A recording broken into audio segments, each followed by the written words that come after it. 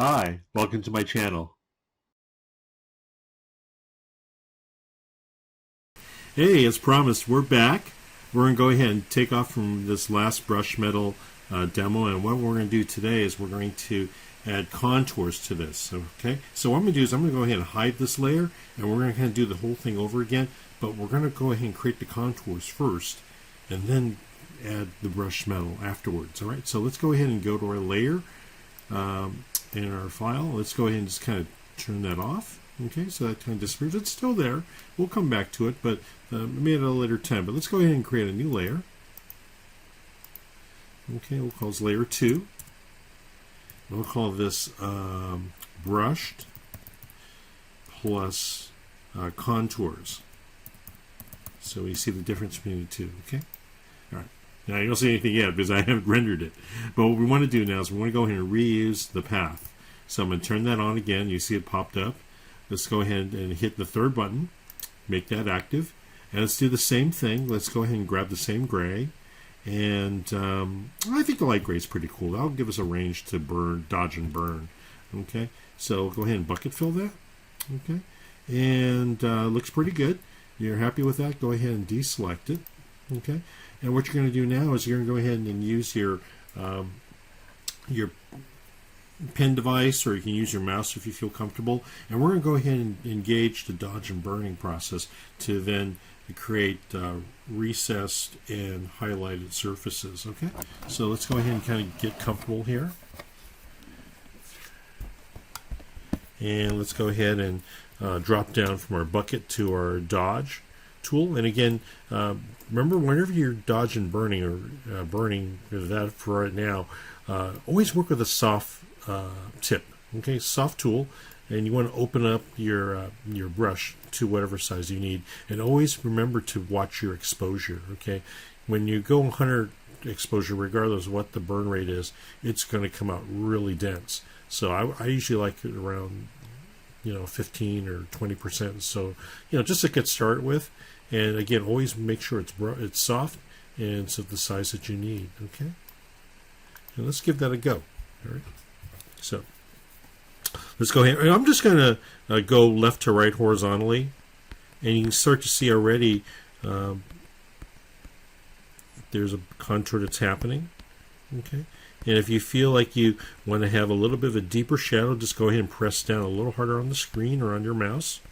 Okay, and again, because these are all pressure sensitive instruments, you can just kind of let up on the surface that you're working on, and it should respond quite nicely. Okay, and then I'll kind of follow up with maybe a recessed surface here that rolls down. Okay, see how it's rolled down, and this can probably be a little more flared.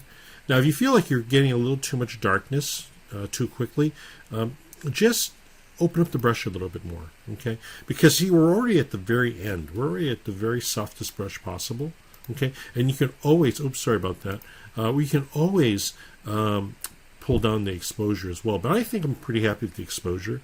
I just want to kind of get a little more of a gradient change here. Okay, you see?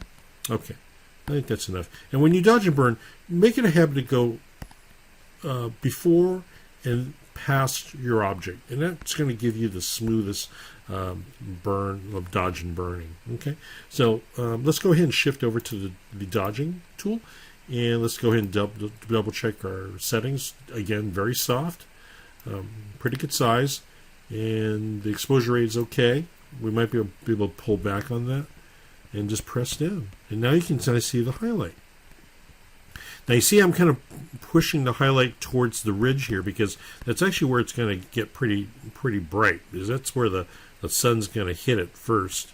And then I'm going to go ahead and just put a little highlight here, because I kind of want to have a little bump on that surface. Okay, and then again go left to right, and that looks pretty good.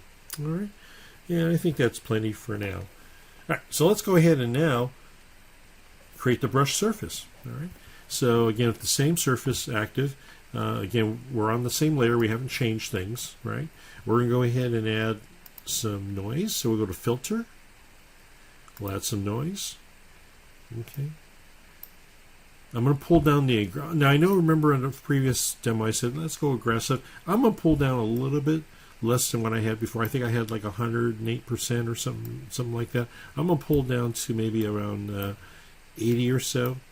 Okay, maybe around 75, 70, 75, just so I can see the highlight and the shadow, and that should do fine.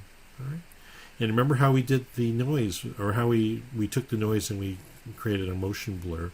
So let's go back to filter, and let's go to blur, and let's go to motion blur. And you see how it's like vibrating, right? So what that means is that you're going to have to come back in and adjust it so that you can kind of see the motion that you want. And also at the same time, what you want to do is play around with the angle of the motion. Okay? You see? And then, now I know it looks a little blurry for now, but let's kind of hold to that, and let's follow through with it and see what we end up with. All right? Now, I remember my path, and I think my path was pretty much where the highlights are, but I want to make sure that my brush metal goes beyond, so it bleeds, so I don't get that haze like I did before. So let's go back to transform, edit transform. And what it's going to do is going to give you a couple of handles. And let me go ahead and bring my keyboard up again and hold on to my shift key. Okay, and all that's going to do, it's going to allow me just to kind of pull that out just a little bit more. Okay, just a little bit. All right, that's all you want to do. Now, it did pull the dodge and burning out a little bit more, but for this demo's sake, it's okay. We're within range. It's not going to change it too much. So let's go ahead and accept it, and let's go back to our surface path. Okay, see where it says path? Go ahead and turn on your path again, and now you can see with the blue line, we're well past it, so that means we're going to get a nice clean cut. And let's go ahead and do that. Let's go ahead and hit the third button. And remember, invert. Okay, so go to your selection, and you want to invert it so that you're removing all the outside material. And just hit delete, and there you go. All right. If you're happy with it, just hit deselect. And let's go ahead and zoom in and take a look at that. All right. So you definitely see more texture. It's definitely more visible. Okay.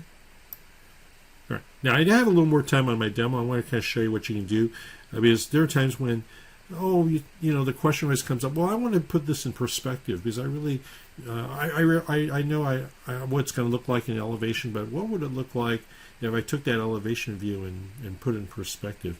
And that's a real easy thing to do. So make sure your path is deselected, because you really don't need to use the path.